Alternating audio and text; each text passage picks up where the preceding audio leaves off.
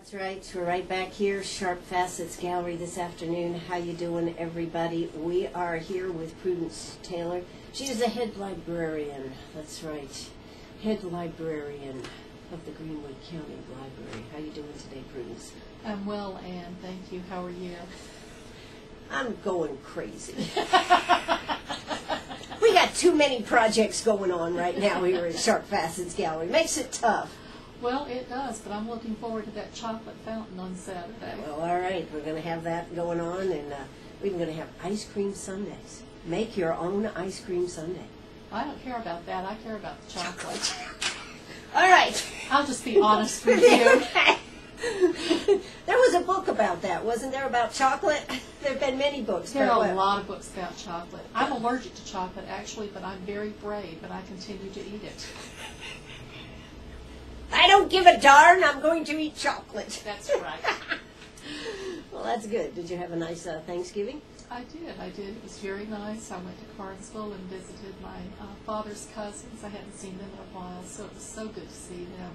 The only bad thing is I can lie about my age and fool even myself, well, maybe fool only myself, until I see children who are suddenly young adults and going to college and driving, and they don't want to sit in my lap anymore, and they don't want to play hide and seek anymore.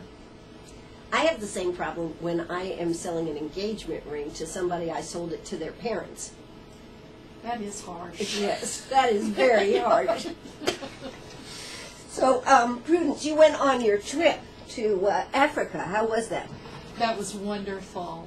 That was on my bucket list. And Jean, I just forgot her name. But anyway, she organizes the trips for Piedmont Tech. And she organized this one. It's done through Colette Vacations. And it was a wonderful trip. And Jean is always so good and so caring about helping everybody get all their papers straight. So we didn't have any problems over there. And it was a wonderful trip. It was a once-in-a-lifetime experience. It was a photo safari. You know, we weren't out there to shoot anything, but we got to see a couple of different cultures with the Maasai tribe and the Samburu tribe. We also got to see all of the big six, well, except for the leopards, but they are so sly and they hide so well that I'm sure we probably looked at a tree and saw one sitting there. One was sitting there, we just couldn't see him. But we got to see a lot of elephants and lions. We got to see gazelles, and birds are so beautiful there. It was just really a wonderful, wonderful trip. Now, you were there at the time where they had the bomb explosion at the mall. Well, when the terrorists attacked the Westgate Mall, we were not in Nairobi that day. We were at the Mount Kenya Safari Club, and that was one of two places we had access to a TV set. So we were watching the news, and we could see it on TV, and President Kenyatta came on the air, and I could never see President Obama or Secretary of State Kerry saying something like this, but he offered his sympathy to all the families of the victims and certainly to the victims themselves. And he also said that he had lost his nephew and his nephew's fiancée that day. They had been shopping at the mall and they were killed. But then he went on to say that the people behind the attack would be caught and would be questioned vigorously and painfully. Painfully? Yes. And I thought, now, that does not sound politically correct. But a little all right for it, right? Yes. And then the third day, we came back to Nairobi, and that was the day that the police went in and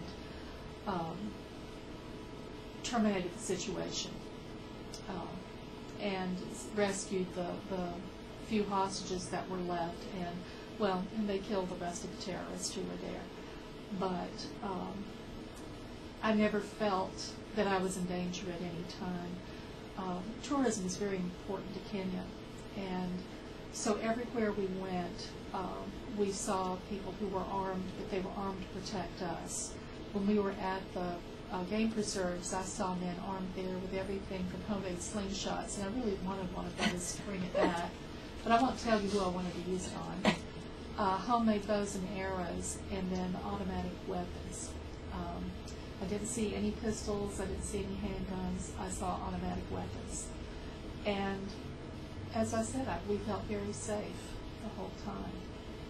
Well, that's good, because I can remember when that was going on, and I said, yes, and Prudence and the group are over there now. We hope they're safe. Yes, that's right.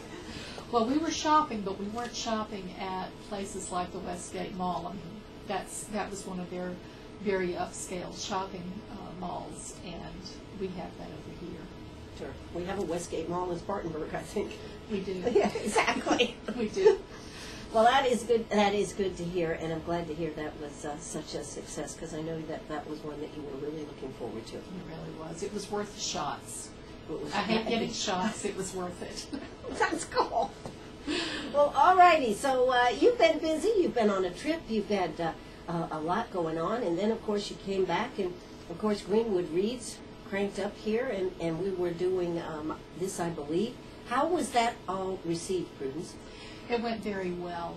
This is one of the first book that we ever did was To Kill a Mockingbird. That was very well received. And since then we've done Call of the Wild, we've done A Wizard of Earthsea, we did one other one, and I can't remember the name of it right now. But, I know, it was The Boy Who Dared. And A Boy Who Dared was pretty well received. The others were not well received. Call of the Wild had too much brutality. A lot of people didn't read past the part where Curly was killed by the other dogs. Curly was a dog. And then so many people really disliked Wizard of Earthsea, which really surprised me, because I thought with the interest in Harry Potter, people would be interested in reading one of the first fantasy books that talked about a wizarding school. And I was wrong. Anyway, this I believe was so very different from anything we've done before, and it was very well received because it was a series of essays, so it was very easy to read. Mm-hmm. People could stop and think about read a story, yeah, and then go on to the next one. That made it nice, and they were by pretty famous people. Well, most of them, and then they had except people the pizza guy. Well, yeah. But then they had people who were like you and me. For example, the young woman who wrote the essay Remembering All the Boys. And I know I've talked about that one before, but that one is still the one that touched me the most. But she is a caregiver for the elderly. She's just like you and me. Well, maybe not completely, because we didn't grow up in a gang neighborhood. Right. But she did, and she lost her brother. And when she goes to visit his grave every week, she takes flowers, and she puts flowers not only on his grave, but on the graves of the others, because she believes everyone should have flowers on their grave. And she acts on that. And it's such a small thing to do, but it's so important. There are so many things like that, though, aren't there? Absolutely. The small things that and I think in today's society, we forget even more. The things that we used to do, the sending a little note saying thank you, or sending a little note saying that you're thinking of somebody that you know is having a tough time, all that kind of stuff, in a lot of ways, particularly with our younger people, is dropping by the wayside. I agree, and I think we're letting it happen. I was at a restaurant the other night, and I saw a family sitting at a table, and they were all texting. To each other or other people? No. They were sitting there. They were not talking. Nobody was finding out how anyone's day went. They were just sitting there texting. And I did not do it. I really thought about it, but then I thought I'd probably be asked to leave, and then everybody would think I was crazy, which wouldn't be true anyway. But I wanted to go over there. Executive director of the library, yes. Arrested for crazy behavior. Yeah. But I wanted to go over there and just take their phones and tablets away from them and say, look at each other. You have this time together. You may not have it again. And it won't come back. Exactly. Do you know there are some restaurants that are now, when you come into the restaurant, if everybody at the table agrees to give up their phone, now this is not here in Greenwood that I know of, but in some of the bigger cities, if you agree to give up, if everybody at the table agrees to give up the phone, they will take 10% off your bill. See, I would do that in a heartbeat. Absolutely, yeah. And I honestly, I can see having your phone with you if it's an emergency or something like that, if you're on call, or I can understand that. But this business of sitting there and talking to someone on the phone when you have someone in front of you, right? That is so rude. Yes. And but you know what? This is the problem, Prudence. Our younger people, they don't think it's rude. That's the problem. Well, but I've seen people my age do that too. I've seen people sitting by themselves talking loudly on their phone. It's like, I don't want to hear your conversation. I want to enjoy mine. Yeah, exactly. But I have a birthday coming up on Sunday, and it's a big one. And I am just so aware now of time passing quickly. And plus, after spending Thanksgiving and seeing a 6-year-old who should be 2 and a 19-year-old who should be 10, and we should be playing dolls, but no, she wanted to go to Walmart, and I could go with her, but, you know, it's just, time goes so fast, and the people in our lives just grow up and move on so quickly. You're absolutely right. Yeah, that is something really to think about, particularly as we come into the holidays. You know, today, in fact, is the hospice festivity of trees, the memorial service that they have, and that's today. And you know, you start thinking about just in this last year, the number of people that were your friends or people you knew, they're no longer with us. It's scary, isn't it? It is, and I mourn them, but I also realize that is a sense of loss is the price that we pay for having such good friends. Absolutely. I'm here with Prudence Taylor. We're going to hear a quick word from our sponsors, and we'll be right back. We're right back to your Sharp Facets Gallery. How you doing this afternoon? God, it's just getting kind of dreary out there.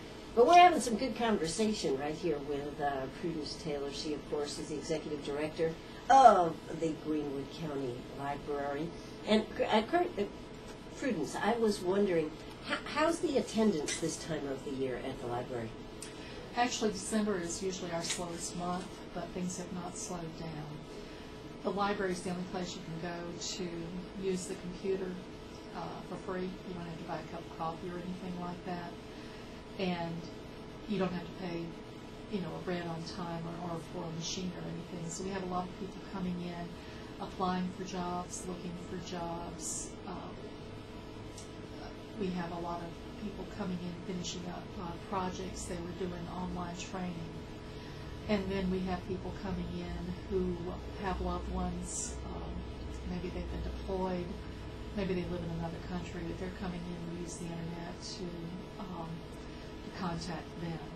We have, I don't know what it's called, but we used to have a couple of T1 lines, and this past year, because we had so many people using the computers, we averaged 3,500 sessions a month. Not sessions, but users. We have more sessions than that, but we count the users.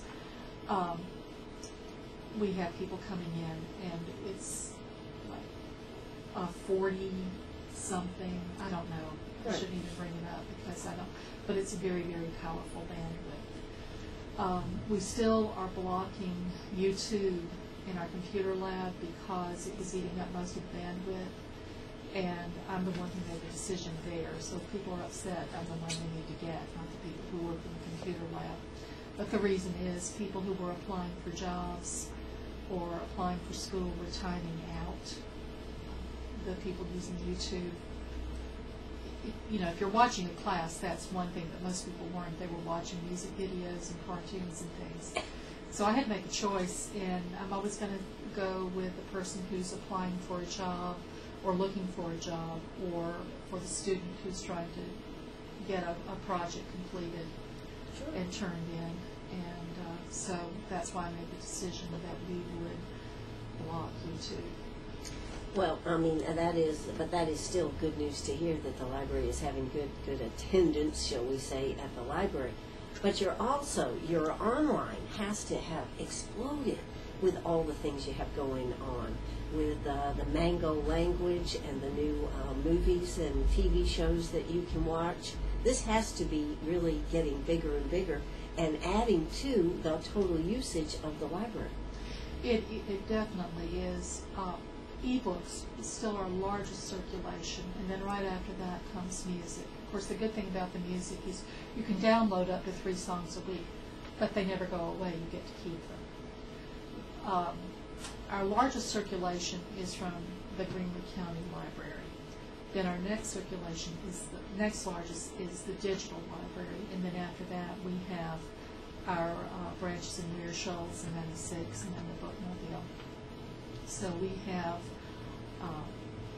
a huge amount, and I think it's just growing. But you can get everything, and this is one thing we wanted to do with our digital branch. You can get the same things from a digital branch that you can from a physical branch, except of course for personal contact. You don't get to handle the books. You don't get to handle the items themselves. On the other hand, if you're reading an ebook, you can control the size of the font, and that's something I really like. Do I like to read print books? Absolutely. But unfortunately, I'm getting to the time when I have to have slightly larger font, slightly larger letters to read, and it's truly depressing. But I did talk to my eye doctor about it, and she was very kind and just said, well, it's you an are age getting thing. older. Don't you love it when they tell you that kind of stuff? Yeah, you know, it's just your age, and you go, what? Well, a couple of years ago, I had to go have my hearing tested, which I had done here in Greenwood, and they were very nice and very good. But the doctor who was testing it, finished it up, and he said, well, your hearing is fine for a woman your age. And I didn't hit him. I was going to say, did you? What? But I wanted to. I wanted to. It did not bring out positive thoughts. Higher part. Well, you know, I think this is something we're all dealing with as we all get older here. But you know, the grant that you got from Dollar General with the Mango languages, I have had some fun looking at it. In fact, after the first of the year, we're going to start doing some classes on the I Love Ann show live on the air with Mango. I think that will be a lot of fun. Well, let me encourage you to use pirate. Pirate. Talk like a pirate. I've Talk been like to that a one. pirate. There's even a Talk Like a Pirate Day. Yes. But that is so much fun to play with. And that was the one that I used. Well, that was one of the languages that I used when I was testing the program out, just out of curiosity to see what it was. But it was something I could play with because it didn't matter. Right. I also took the beginning class before I went to Kenya, and I learned how to say hello, which is jumbo jumbo. What else were you able to say, Prudence? Well, jumbo jumbo pretty well covered. I knew you were going to tell me that. You know, the good thing about Mango, though, is that you can take just the conversational, shall we say, for taking a trip, the travel version, shall we say. Mm-hmm. But let's say you really wanted to get into the language of Kenya, you could take a much more in-depth one, too.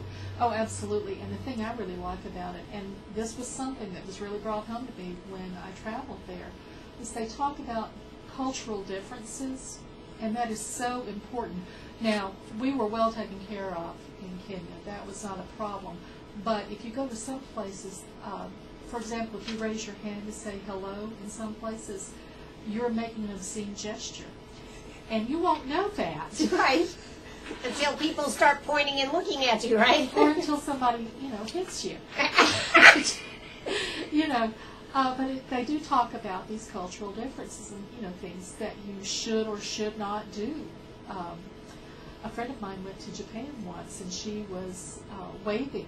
She thought she was waving to some children, and what she was actually doing was telling them to go away. See, that is the good thing. And, I think it's really terrific that the library is going to be able to keep it even when the grant expires. You'll still be able to keep it. You worked a deal with Mango. Yes, and they were very, very good about working with us, and I really appreciate that. And I really appreciate the Dollar General Literacy Foundation for being so generous. And what is unique about that, Prudence, is that there aren't that many that are given out every year, right, by the literacy, but that they chose to give it to really a small library system. Well, that's true, and like I said, I'm just very appreciative that their target is they want to reach adults who are having to learn a new language so that they can achieve the American dream. That's so neat. Absolutely. And we don't think about it. We look at people from other countries and think, what are they doing here? Well, they came here for the same reasons our ancestors did. Our ancestors just came a little earlier. Absolutely. So Yeah. true. So let's join South Carolina News in Progress. We'll come back. We got a lot more to talk about, so don't you go away. We'll be right back. Are you a pirate or a pack rat? Do you have a vacation of a lifetime sitting in the attic? Or a college tuition hung on a wall? Or is a fabulous retirement hidden in your jewelry box? Bring those items to Sharp Facets Gallery. We can establish value and buy from you or sell for you. And so ends another chapter at Sharp Facets Gallery. 72 Bypass and on the web, sharpfacets.com. Oh, that's right. We're right back here, Sharp Facets Gallery on the 72 Bypass. And, of course, we are here. We have gotten the deals, and more deals. You got to come see us, and you also got to make sure you shop local this holiday season. That is so important to keep our community healthy and growing. And if you haven't gotten your library card, you need to get your library card, because if you don't have a library card, you can't click into all the digital side of it, correct? Well, that's true. You need a library card. You also need a library card if you want to use the auditorium, which is available for free, but you have to have a library card. If you want to use one of the conference rooms, if you want to check out anything, you have to have a library card. And Yes. guess how much a library card costs? Is it free? Why, yes, it is. And how long does it take? 3 minutes? Well, less if you've got a better typist than me. It takes me 3 minutes, but most people can do one in less than a minute. Now, But I'm slow. Yeah, but one of the questions that a lot of people have is, if you work in Greenwood County, but you don't live in Greenwood County, can you still get a library card? Absolutely. Library cards are available to anyone who lives, works, or attends school in Greenwood County. We also have reciprocal borrowing agreements with residents from Lawrence County and McCormick County. So if you work in Greenwood County but you live in Lawrence or you live in McCormick, come on into the library, because you can get a library card and you don't have to pay the out-of-reaching fee. And they've been very kind. We have some people in Greenwood County who live closer to the McCormick County Library or the Clinton Library in Lawrence County than they do to the Greenwood Library or one of our branches in 96 or Ware Shoals. And so they can get a library card in Lawrence or McCormick County, and they don't have to pay the out-of-reaching fee. So don't hesitate. If you work here but you don't live here, you can get there, and then that means you can get online and get all the wonderful programs. Now, one of the things that was that's sort of new, I think, is the TV shows and movies that you can watch. Yes, we had, this is a database that we subscribed to, and we were already working with this group. It's called Library Ideas, and they were the ones who provide Freegal Music and Freeding, which is an ebook collection. And so they had movies become available, so we now have a subscription for movies and TV shows. And you can download up to 3 a week. You have, although I would encourage people not to do them all at once, you have a 48-hour window to watch these movies. And some of them are very good, some of them are not. If they say they're R-rated, please believe them. The library did not select the movies. Okay. I don't think they've done anything really awful. Well, I don't mean awful. I don't think they've done anything that's rated X. Okay. But you do want to be aware that some of these movies are the kinds of things that you see at the regular theater, and so there may be some language that you may not care for. And particularly when you deal with your children, because I think that is one of the problems, isn't it, about having something that's available on the computer. You let your kids download it and you go, okay, and then you turn away. Yes. Yes. Big mistake. Big mistake. My brother and sister-in-law did that with my niece, and this happened when she was 4, and I can't even repeat what her favorite new word was. There you go. But it wasn't pretty. She was proud. She had learned a new word. There you go. All right. Such good stuff. Well, coming up, so not a lot happening as far as the holidays at the library, but after the first of the year, you really punch the programs back up again. Absolutely. We'll start back up with our Monday night films, and we're starting with Robot and Frank, And Hitchcock, which is the award winner that came out in 2013. We'll be showing those in January, and then in February, February, we have Gerald Pitts coming on February 10th to give us a performance as Abraham Lincoln. And we're very sure excited that to have him come. does he know that he's not really Abraham Lincoln? You know, I don't think he does. I don't think he does either. I had him on the show. Let me tell you, if you haven't seen him in action, you really, the things that are astounding to me, his shoe size and Lincoln's, his hat size and Lincoln's, there's a lot of similarities, and that's why you got to go see him right there at the library. We are very happy to have him come, and he is being sponsored by the Humanities Council of South Carolina, so we're very grateful to them. And also by the Heritage Sertoma Club. The Sertoma Club, the Heritage Sertoma Club is the one that set this up originally, that got this started. So I've just been very appreciative to them for partnering with the library and with the Humanities Council of South Carolina. This has worked out really well. And then we have two more films because it's Black History Month. We're showing Beast of the Southern Wild, which was an award winner. It came out in 2012.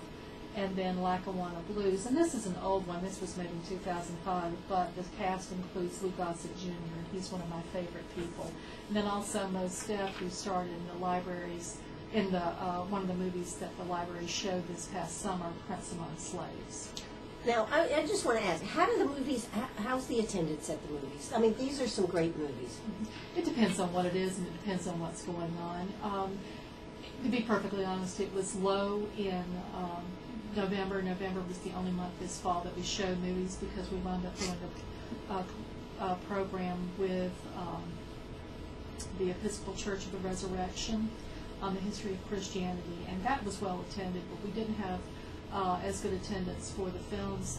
But we always have people coming in who have never been to the library before, so even if it's a small group, this time we had two people come who've never come to the library before, so it was really well worth it. Now, we had more than those two people there. Sure, but it was good to have them come in. And these are films that, not always, but as a rule, you won't see at the theater here. This is, you know, I'm not going to show anything. Well, I mean, I love James Bond movies, but I'll go to the theater to see those. Sure. Or I'll rent them or something.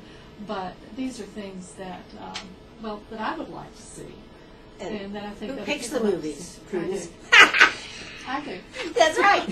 And that is why sometimes you look and you go, why did this movie get chosen? But sometimes you'll request them too. For example, in November, the first movie I showed was The Age of Innocence, and it was because a lady asked to see that. And I thought, well, we've got it. There's no reason not to show it. And we do have a license for it, so, you know, because I always get caught. I mean, of course, I always want to obey the laws anyway, but I get caught on the occasions when I don't. Well, by the state patrol. Well, no, let's not talk about speeding. Speeding? How did that get in the conversation, Prudence? That's about the only law I break. Okay. But anyway, we have licenses to show all of these. Sure, absolutely. So it's a great opportunity. I guess these probably are more expensive than going to the theater. No, they're free. No, they're free. Again, another free service from the library. That's right. And the popcorn is free. Okay. Now, it's not as good as the stuff at the theater. I'm not going to lie to you. On the other hand, you don't pay for it. Here you go. It's free. So come on out. Of course, if you listen on the Isle of Anne show, I'm always talking about it. And starting in Monday, January 13th, and that's always on Monday, you do the movies, correct? Yes. So that's a good thing. We'll be talking about that. And when we come back, we're going to be talking about another program that starts after the first of the year, Pushing the Limits. What's that about? Never mind. We'll talk about it when we come back. Don't you go away. Oh, that's right. Right back here, Sharp Facets Gallery, 4:48 in the afternoon. We've been talking about everything connected with the library here, whether it's movies that you can go to see at the library, or whether it is all the free services that are online, or all the free services that are right there at the library. You know, while we're talking about this, we need to do a shout out to the Friends of the Library. their book sale, how great that was, and how much dollars that generates for all these other special programs that you all just don't have the money to do if it wasn't for them.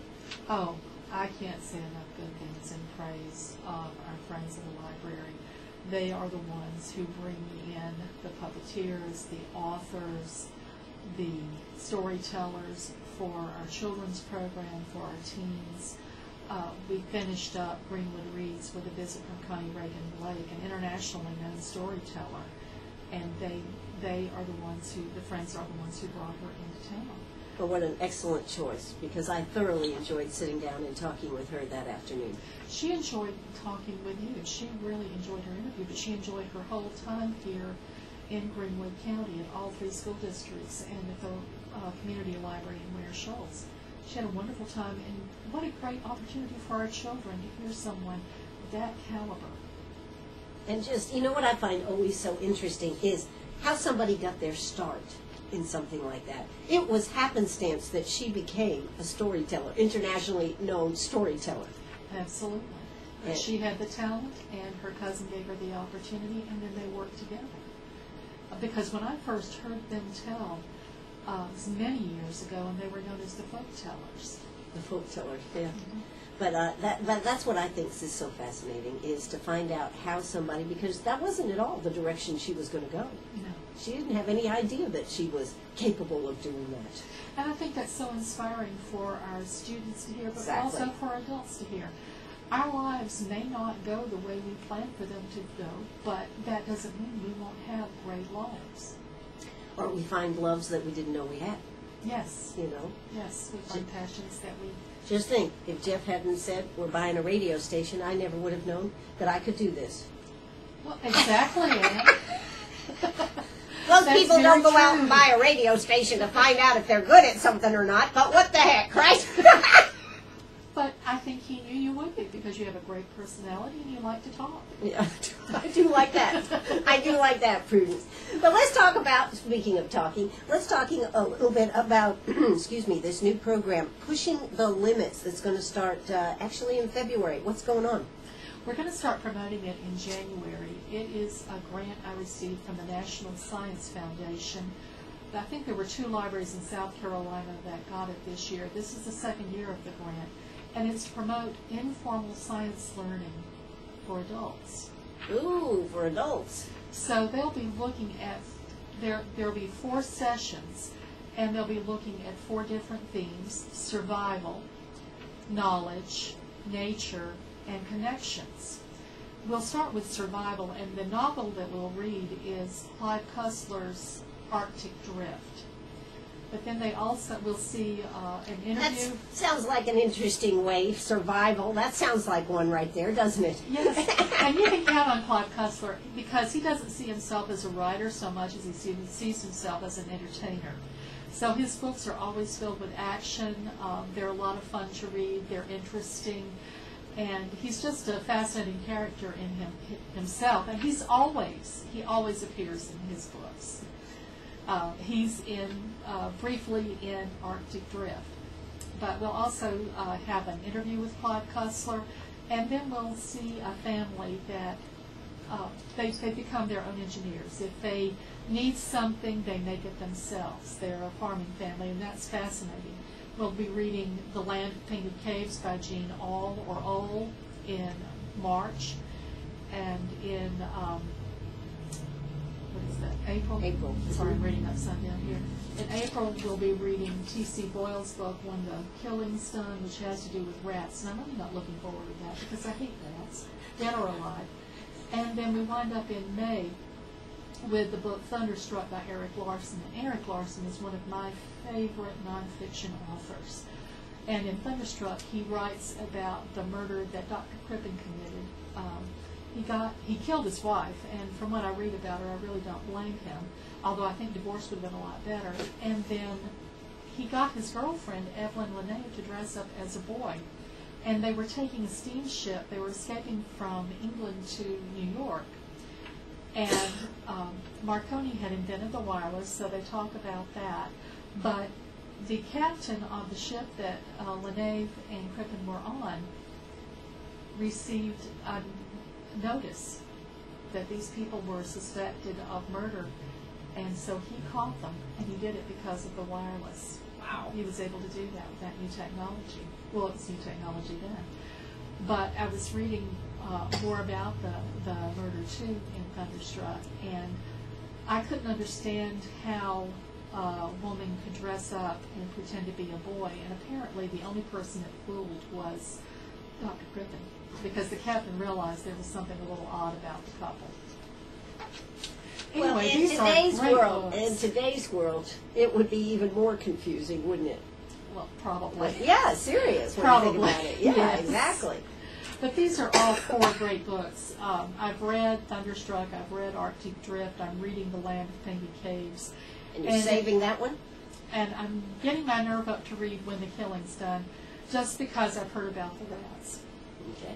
So you'll be, will these books be available for people to get, or how will this work? Yes, they're going to need to sign up for this program. Usually we're not that strict, but with this one, because of the terms of the grant, I have to be able to do different kinds of counts. And so people will sign up for the program. Adults will sign up for the program at the library, and they can pick up a free copy of the book. And I understand that people don't have time. I understand that life happens. So if someone picks up a book and they don't have time to read it, or they don't have time to finish it, that is not really an issue. I still want them to come to the program and discuss, because they'll still be able to participate. Maybe they won't have as much to say about the book or the characters or the events in the book, but certainly they will view the author interview and then the practical application. There is something to be said about being able to live out on the farm, right? And create your own items that you need to make things happen.